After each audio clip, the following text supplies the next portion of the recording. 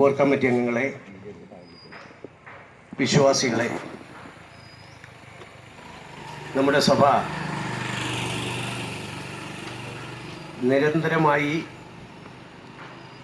നിരന്തരമായി സഭയോടൊപ്പം ചേർന്ന് നിൽക്കുന്ന വിശ്വാസികളുടെ ആവശ്യങ്ങളെ തൃണവൽക്കരിച്ചുകൊണ്ട്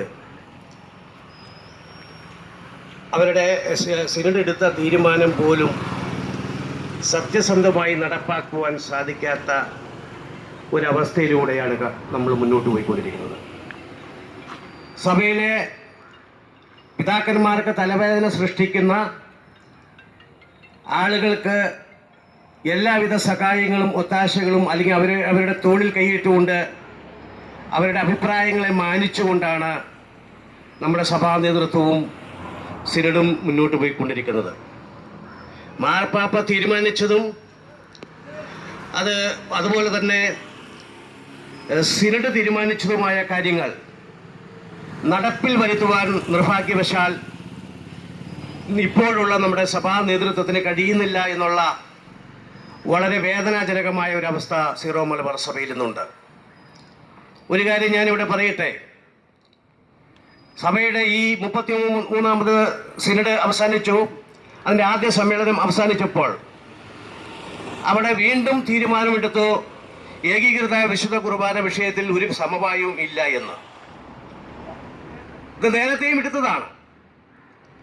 അതിന് വിരുദ്ധമായി സഭയുടെ തീരുമാനങ്ങൾക്ക് സിനഡിന് വിരുദ്ധമായി ഇതിന് ഒരു ഫോർമുല, സമവായ ഫോർമുല എന്ന് പറഞ്ഞത് ആദ്യം ഉണ്ടാക്കിയതാണ്.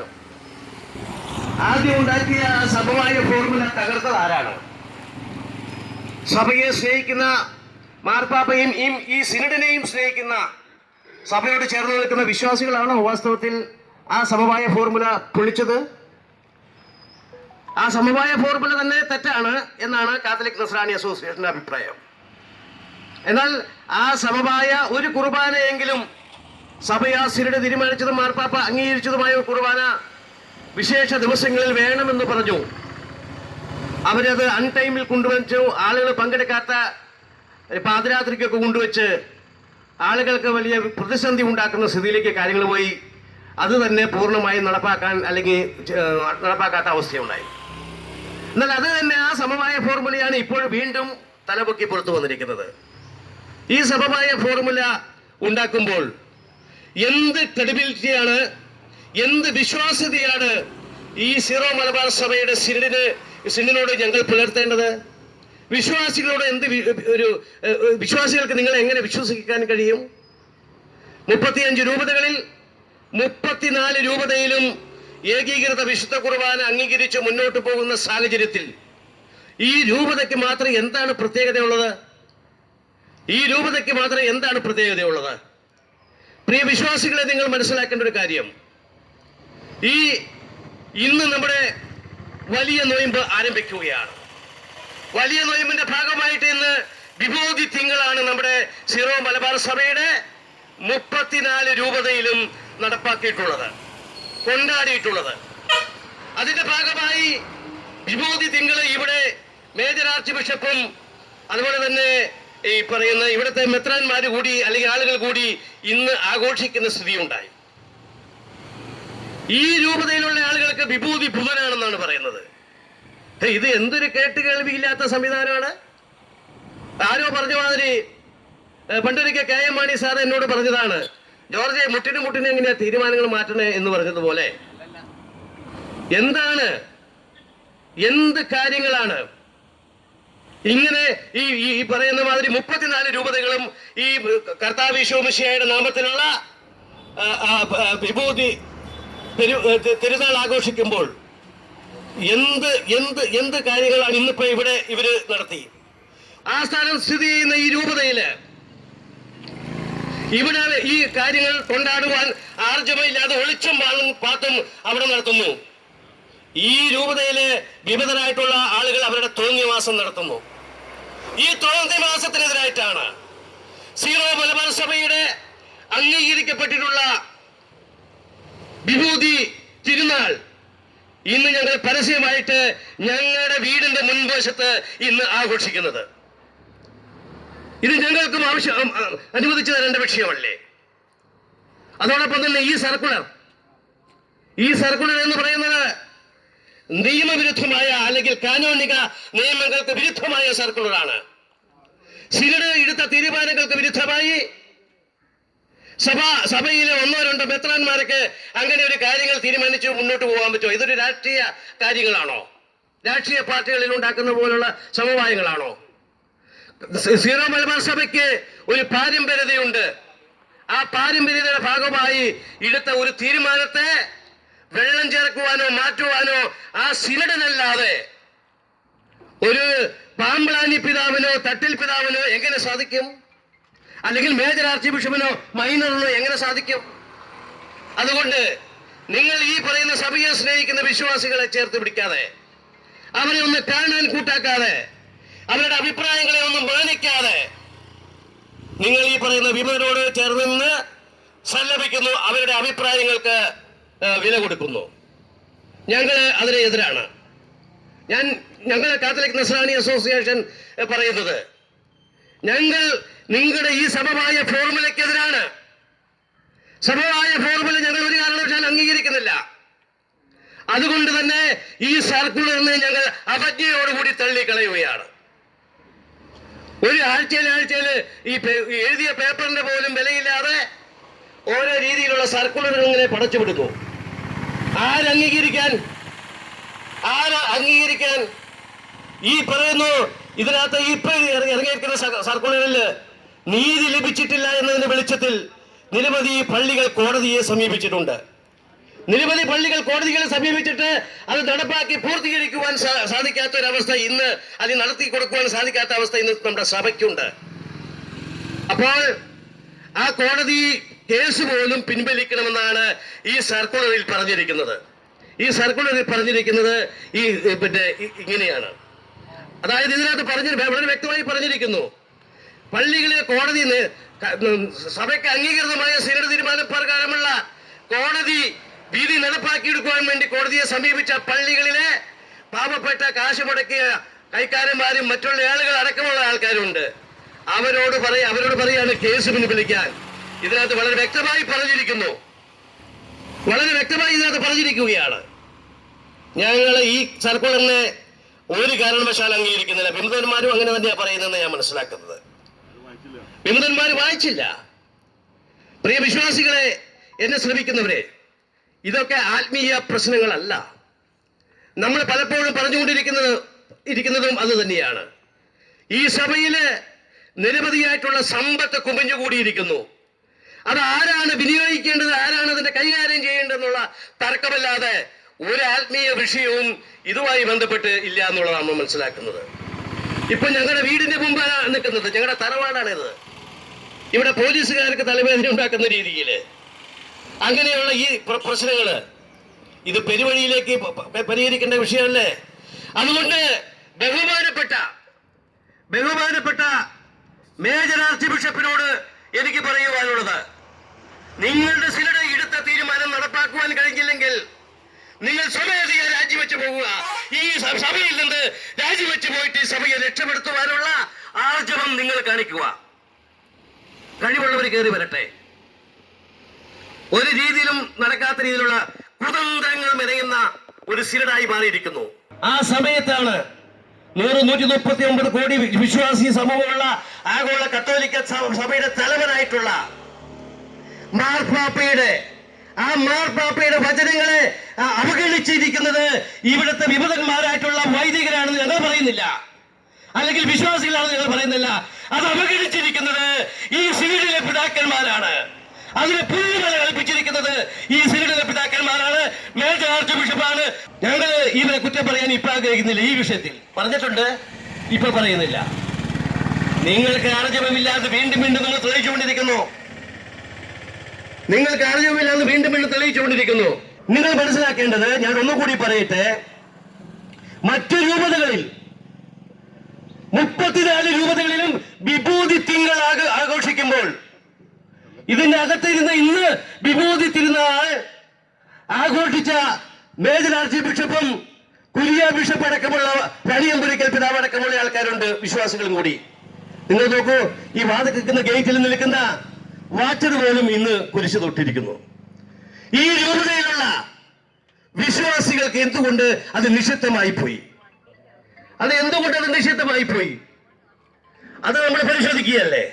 അതുകൊണ്ട് പരസ്യമായിട്ട് ഞങ്ങളുടെ ആസ്ഥാനത്തിന്റെ മുൻപിൽ, ഞങ്ങളുടെ തറവാടിന്റെ മുൻപിൽ ഈ രൂപതയിലുള്ള മുഴുവൻ വിശ്വാസികൾക്ക് വേണ്ടി ഒരു സഭയുടെ സിസ്റ്റത്തിൽ നിൽക്കുന്ന ആളുകൾ എന്നുള്ള നിലയ്ക്ക്, മാർപ്പാപ്പയെ അംഗീകരിക്കുന്ന ആളുകൾ എന്നുള്ള നിലയ്ക്ക്, ഈ സിനഡിനെ സ്നേഹിക്കുന്നില്ല, മറിച്ച് ഈ സഭയെ സ്നേഹിക്കുന്ന ആളുകൾ എന്നുള്ള നിലയ്ക്ക് ഞങ്ങൾ ഈ തിരുനാൾ ആഘോഷം, ക്രിസ്തുവിന്റെ നാമധേയത്തിലുള്ള വിഭൂതി തിരുനാൾ ആഘോഷം ഞങ്ങൾ ഇവിടെ ആഘോഷിക്കുകയാണ്. പ്രിയ വിശ്വാസികളെ, അതിലേക്ക് നിങ്ങളുടെ ശ്രദ്ധ ക്ഷണിക്കുന്നു. മണ്ണാകുന്നു, മണ്ണിലേക്ക്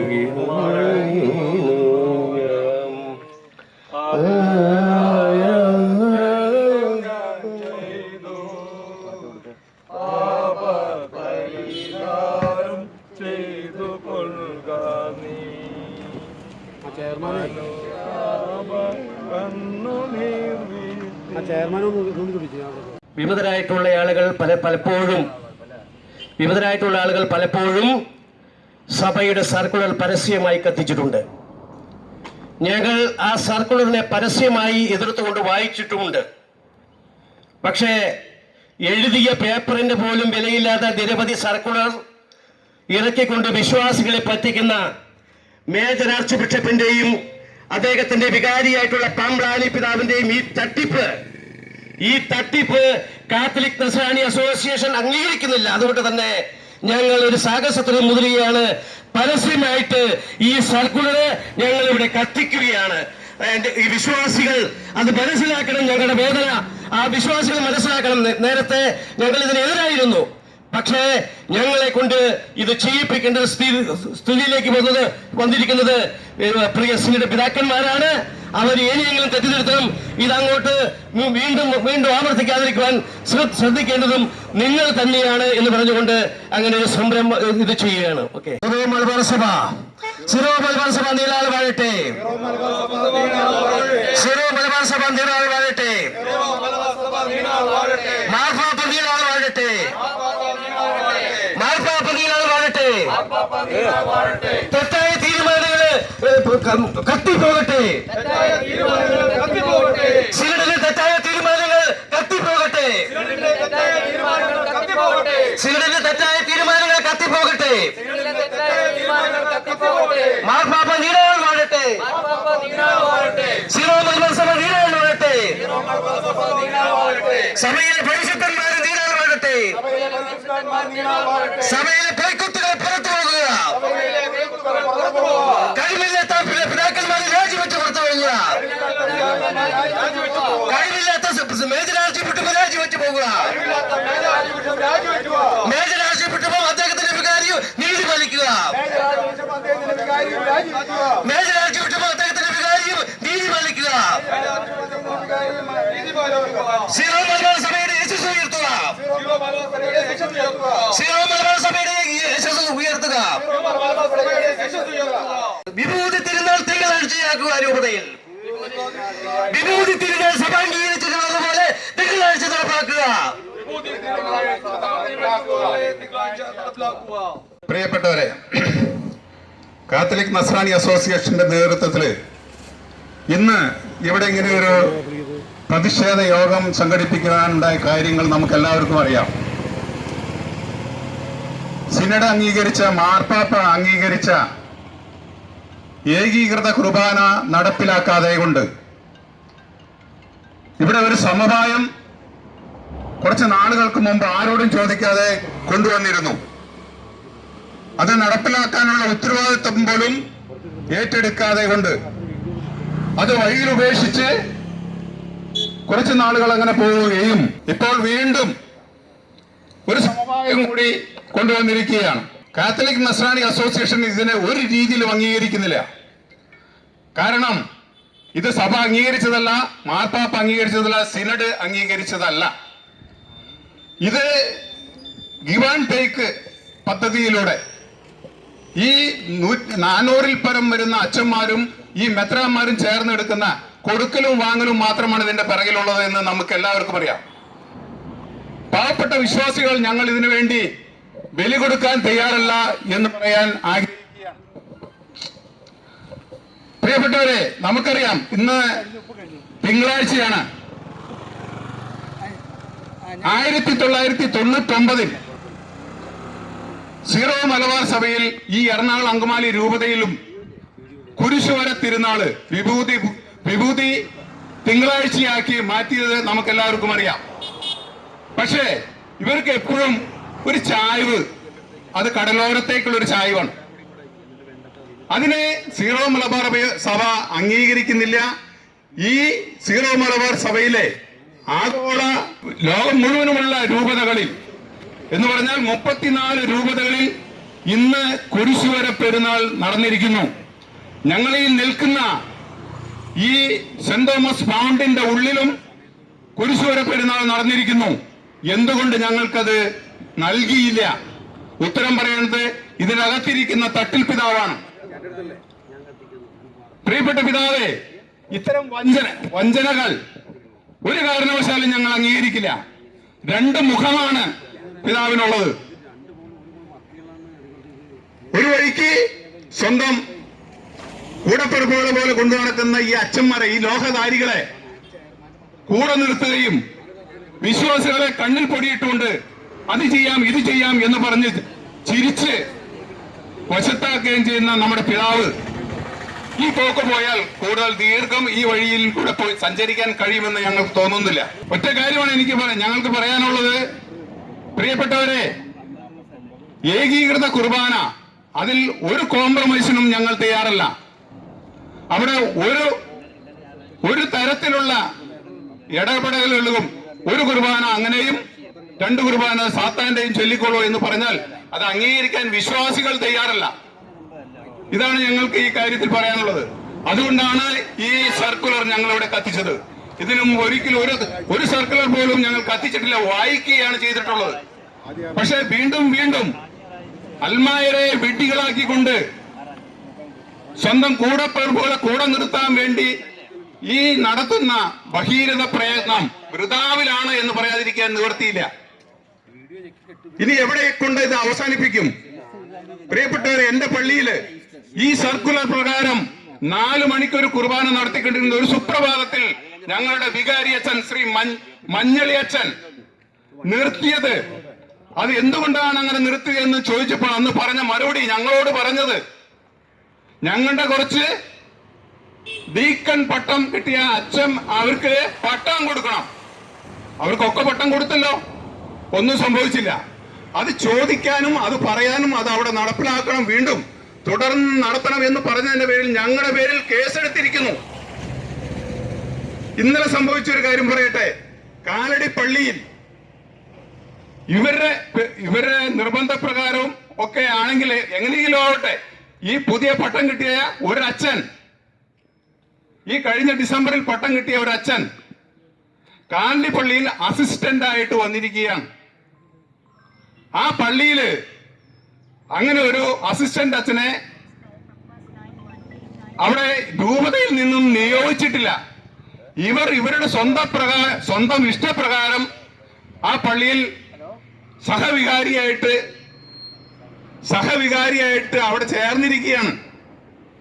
ഈ വിവരം ഞാൻ രൂപതയിൽ വിളിച്ചു ചോദിച്ചപ്പോൾ അവർ പറയുന്നത് ഇങ്ങനെ ഒരു സഹവികാരിയെ രൂപതയിൽ നിന്നും വെച്ചിട്ടില്ല എന്ന് പറയുന്നു.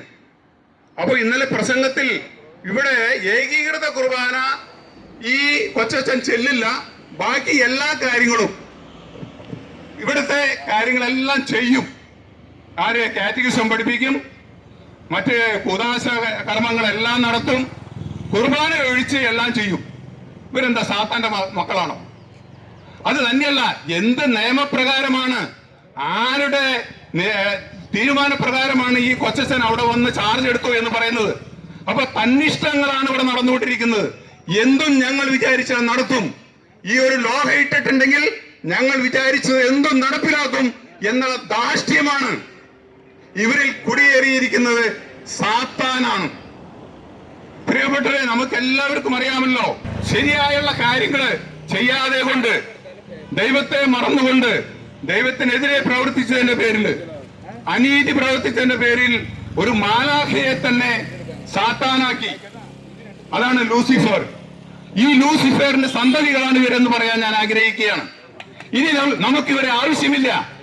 ഇവരെ നമുക്ക് പിണ്ടം വെച്ച് പുറത്തു കളയണം. അതിനുള്ള ഒരു തുടക്കമാകട്ടെ ഇത് എന്ന് മാത്രം പറഞ്ഞുകൊണ്ട് ഞാൻ നിർത്തുകയാണ്. ജയ് CNA. CNA എന്ന സംഘടന രൂപീകരിച്ചതിന് ശേഷം ഞാൻ കൂടുതൽ ശ്രദ്ധിക്കാറുണ്ട്. സത്യം പറഞ്ഞ പ്രബോധനങ്ങളായിട്ടാണ് എനിക്ക് തോന്നിയിട്ടുള്ളത്. അതിലൊക്കെ ഇത് വിഭിന്നമായിട്ട് രാഷ്ട്രീയത്തിലായാലും പൊതുസമൂഹത്തിന്റെ ജീവിതത്തിന്റെ ഇടയിലും ഒക്കെ വളരെ മാന്യമായിട്ട് മാത്രം സംസാരിച്ചു കണ്ടിട്ടുള്ള ഡോക്ടർ ജോർജിന്, അദ്ദേഹം എന്താണ് ഇങ്ങനെ പറയുന്നത്, ഇത്രയും വികാരത്തോട് സംസാരിക്കാൻ ഞാൻ ഒരിക്കലും കേട്ടിട്ടില്ല.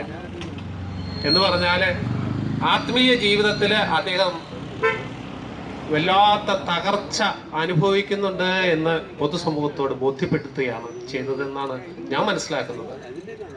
ഒരിക്കലും അങ്ങനെ പറഞ്ഞിട്ടുള്ള ആളല്ല. ഒരു വൈദികന്റെ നേരെ പോലും അങ്ങനെ പറയുന്ന ആളല്ല. ഇന്ന് സഭ അധികാരികളുടെ നേരെ അദ്ദേഹം ചോദിച്ച ചോദ്യങ്ങൾക്ക് ആത്മാർത്ഥതയുണ്ടെങ്കിൽ, ആ സ്ഥാനത്തിരിക്കുന്ന അവകാശമുണ്ടെങ്കിൽ അദ്ദേഹത്തിന്റെ ചോദ്യങ്ങൾക്ക് ഉത്തരം തന്നെ. അത് പൊതുസമൂഹവും ഇവിടുത്തെ ആത്മീയമായി, സത്യസന്ധമായി, പൂർവികമായി, പരമ്പരാഗതമായി അത് അനുഭവിക്കുന്ന വിശ്വാസികളെ ബോധ്യപ്പെടുത്തണം എന്നാണ് എനിക്ക് ഏറ്റവും സ്നേഹപൂർവ്വം എന്നെ കേൾക്കുന്ന, ഏറ്റവും അവരർഹിക്കുന്ന ബഹുമാനത്തോടെ തന്നെ, അത് അവരർഹിക്കുന്നില്ല. എന്നത്തെ അവരുടെ അഡ്മിനിസ്ട്രേഷൻ രംഗം വളരെ പരാജയമാണ്. പാപങ്ങള് ഈ ഭൂമിയിലെ മോചിക്കാൻ അധികാരമുള്ള ഒരൊറ്റ ശ്രേഷ്ഠ പുരോഹിതനുള്ളൂ. അതാണ് ബൈബിള് പഠിപ്പിക്കുന്നത്. അതാണ് പോപ്പ്. പോപ്പിന്റെ കൽപ്പനകള് തെറ്റ് ശരി തീരുമാനിക്കാനുള്ള വിവരമൊന്നും എനിക്കില്ല. ഞാൻ ആരിലും കണ്ടിട്ടുമില്ല. പോപ്പിന്റെ തീരുമാനങ്ങള് അതാത് കാർഡിനൽ ഹൗസുകൾ അത് നടപ്പാക്കണം. മെത്രാന്മാരെ ഉപദേശിക്കാനുള്ള അധികാരമാണ് കാർഡിനലിനുള്ളത്. മെത്രാന്മാരെ അംഗീകരിച്ച് പ്രവർത്തിക്കാനുള്ള അധികാരമാണ് ഇവിടെ ചാൻസലർ എന്ന് പദവിയുള്ള ഒരു വികാരി ജനറലിനുള്ളത്. ഇന്ന് ആ സ്ഥാനം വഹിക്കുന്നവന്റെ കടലാസാണ് ഇവിടെ ബീഡിക്കുറ്റിയുടെ ഇതൊക്കെ കൂട്ടിയിട്ട് അനാവശ്യ വസ്തുക്കൾ കത്തിക്കുന്ന രീതിയിലൂടെ കത്തിച്ചത്. ഇതിന്റെ കൽപ്പന ഞാൻ വേദനയോടെ അത് ചെയ്തത്, ജീവിതത്തിൽ ആദ്യമായിട്ടാണ് ചെയ്തത്. അത് ചെയ്യിപ്പിക്കാനുണ്ടായ കാരണം, അതിന്റെ പ്രലോഭനം ഏത് ഭാഗത്തു നിന്നാണെന്ന് ചിന്തിക്കുന്നത് വളരെ നല്ലതാണ്. സഭയുടെ ഉന്നതാധികാരികളോട് എനിക്ക് ഏറ്റവും സ്നേഹപൂർവ്വം ഓർമ്മിപ്പിക്കാനുള്ളത്, ഡോക്ടർ ജോർജിനെ പോലുള്ളവരുടെ വാക്കുകൾ ശ്രദ്ധിക്കണം. തിരുത്തേണ്ട കാലത്ത് തിരുത്തിയില്ല എങ്കിൽ ചൊറിയാത്ത പിള്ളേക്ക് ചൊറിയും അറിയും. എന്റെ മകനോടൊന്ന് പള്ളി പോകണമെന്ന് പറയാനുള്ള ധാർമ്മികത നഷ്ടപ്പെട്ട ഒരു അപ്പന്റെ വികാരമാണ് ഞാനിവിടെ പങ്കുവയ്ക്കുന്നത്. അപ്പോ ഈ ഒരു വേദന എന്റേത് മാത്രമല്ല, ഈ വിശ്വാസ സമൂഹത്തിൻ്റെതാണ്. അത് ആ ഒരു തിരിച്ചറിവിലേക്ക് നമ്മൾ പോകണം. തേലിന്റെ സ്വഭാവം കാണിക്കും, ബ്രാഹ്മണന്റെ സ്വഭാവം കാണിക്കണം. എനിക്ക് ഈ വിശ്വാസ സമൂഹത്തെ നയിക്കുന്ന എല്ലാ അധികാരികളും അവരുടെ സ്വഭാവം കാണിച്ചില്ല എങ്കിൽ ക്രിസ്തുവിന്റെ സ്വഭാവം ഒരു വ്യക്തിയിലും കൂടെ പ്രകടമാവില്ല. നമുക്ക് ഈ 200 വർഷം മുൻപ് നമ്മുടെ പള്ളിക്കൂടങ്ങളിൽ ജാതി ചോദിക്കാതെ ഒരേ ബെഞ്ചിലിരുത്തി പഠിപ്പിച്ച പാരമ്പര്യമുള്ള ഒരു സഭയാണ്. ജാതി നോക്കാതെ, മതം നോക്കാതെ, ഏവന്റെ വീട്ടിൽ ഒരു കസേര കിട്ടിയിരുന്ന നസ്രാണിയുടെ ഇന്നത്തെ സ്ഥിതി എന്തെന്ന് ഒന്ന് ആലോചിക്കുന്നതല്ല. അതിന് ഉത്തരവാദിത്തപ്പെട്ട ആൾക്കാർ ചിന്തിക്കുന്നത് വളരെ നല്ലതാ. ഞങ്ങളുടെ സങ്കടത്തിന് ഇന്ന് ഡോക്ടർ ജോർജിന്റെ നേതൃത്വത്തിൽ ഞങ്ങളിവിടെ വന്നിട്ടുണ്ട്. ഞങ്ങൾ കത്തിച്ച സാധനം വേദനയോടെയാണ് ചെയ്തത്. ഞങ്ങൾക്ക് അത്ര ഇഷ്ടമുണ്ടായിട്ട് ചെയ്ത കാര്യമൊന്നുമല്ല. ഇന്നല്ലെങ്കിൽ നാളെ ദൈവം ഇടപെടുമെന്നുള്ള പ്രത്യാശയോടെ ഞാൻ നിർത്തുന്നു. നന്ദി, നമസ്കാരം. നിങ്ങൾ കാണിക്കേണ്ട ആർജവം വിശ്വാസികളോട് കാണിക്കാതിരിക്കുമ്പോൾ അവർക്കുണ്ടാകുന്ന മനോവേദനയാണ് ഇവിടെ പല പ്രതിഷേധങ്ങളായിട്ട് ഒഴുകി വരുന്നത്. ഞങ്ങൾക്ക് സീറോ മലബാർ സഭയുടെ വിഭൂതി തിങ്കൾ ആണ് സഭ അംഗീകരിച്ചിട്ടുള്ളത്. ആ ദിവസം സഭയുടെ 35 രൂപതകളിലും ഈ വിഭൂതി ആഘോഷിക്കേണ്ട ഈ വേളയിൽ 34 രൂപതകളിലും അതിമനോഹരമായിട്ട് നോയമ്പെടുത്ത്, ഉപവാസമെടുത്ത്, ചാരം പൂശി ഇന്ന് ആ കർമ്മങ്ങൾ അല്ലെങ്കിൽ ആ തിരുക്കർമ്മങ്ങൾ വളരെ പ്രത്യാശയോടെ അത് നടത്തി കഴിഞ്ഞു. ഞാനും തൃശ്ശൂര് അതിരൂപതയിലെ ഒരു ഇടവപ്പള്ളിയിലെ വിഭൂതി തിങ്കളാഴ്ചയുടെ ചാരം പൂശിയിട്ടാണ് ഇവിടെ വന്നിട്ടുള്ളത്. ഇവിടെ വരുമ്പോൾ ഉണ്ടായ വേദന ഈ എറണാകുളം അങ്കമാലി അതിരൂപതയിലുള്ള വിശ്വാസികൾക്ക് അത് കിട്ടിയില്ലല്ലോ. അതിനുവേണ്ടി ബുധനാഴ്ചയ്ക്ക് മാറ്റി വെച്ചിരിക്കുകയാണ്. ആർക്കു വേണ്ടി? അപ്പൊ സഭയുടെ നിലപാട് എന്താണ്? സഭ അംഗീകരിച്ചിട്ടുണ്ടെങ്കിൽ അത് എല്ലായിടത്തും നടപ്പിലാക്കണം. അത് തന്നെയല്ലേ കഴിഞ്ഞ സിനഡിലൊക്കെ ഏകീകൃത ബലി വേണമെന്ന് പരിശുദ്ധ പിതാവിന്റെ നിർദ്ദേശത്തോടെ സിനഡ് അംഗീകരിച്ച ആ സീറോ മലബാർ സഭയുടെ വിശുദ്ധ കുർബാന എന്തുകൊണ്ട് 34 രൂപതകളിൽ നടത്താമെങ്കിൽ ഈ എറണാകുളം അങ്കമാലി അതിരൂപതയിൽ നടത്തിക്കൂടാ? സ്വർഗസ്ഥനായ ഞങ്ങളുടെ പിതാവേ, അങ്ങയുടെ നാമം പൂജിതമാകണമേ, അങ്ങയുടെ രാജ്യം വരണമേ, അങ്ങയുടെ തിരുമനസ് സ്വർഗ്ഗത്തിലെ പോലെ ഭൂമിയിലുമാകണമേ. അന്നു വേണ്ട ആഹാരം ഇന്ന് ഞങ്ങൾക്കും തരണമേ. ഞങ്ങളോട് തെറ്റ് ചെയ്യുന്നവരോട് ഞങ്ങൾ ക്ഷമിച്ചിരിക്കുന്നത് പോലെ ഞങ്ങളുടെ തെറ്റുകൾ ഞങ്ങളോടും ക്ഷമിക്കണമേ. ഞങ്ങളെ പ്രലോഭനത്തിൽ ഉൾപ്പെടുത്തരുതേ, തിന്മയിൽ നിന്ന് ഞങ്ങൾ രക്ഷിച്ചുകൊള്ളണമേ. ആമേ. നന്മ നിറഞ്ഞ മറിയമേ, നിനക്ക് സ്വസ്തി, കർത്താവ് അങ്ങയുടെ കൂടെ സ്ത്രീകളിൽ അങ്ങ് അനുഗ്രഹിക്കപ്പെട്ടവളാകുന്നു.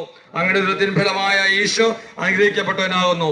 പരിശുദ്ധ മറിയമേ, തമ്പുരാന്റെ അമ്മേ, പാപികളായ ഞങ്ങൾക്ക് വേണ്ടി എപ്പോഴും മരണസമയത്തും തമ്പുരാന്റെ അപേക്ഷയുള്ളമേ. ആമേൻ. പിതാവിനും പുത്രനും പരിശുദ്ധാത്മാവിനും സ്തുതി, ആദിയിലെ പോലെ എപ്പോഴും എന്നേക്കും. ആമേൻ. ഈശോ മിശിഹായ്ക്ക് സ്തുതിയായിരിക്കട്ടെ.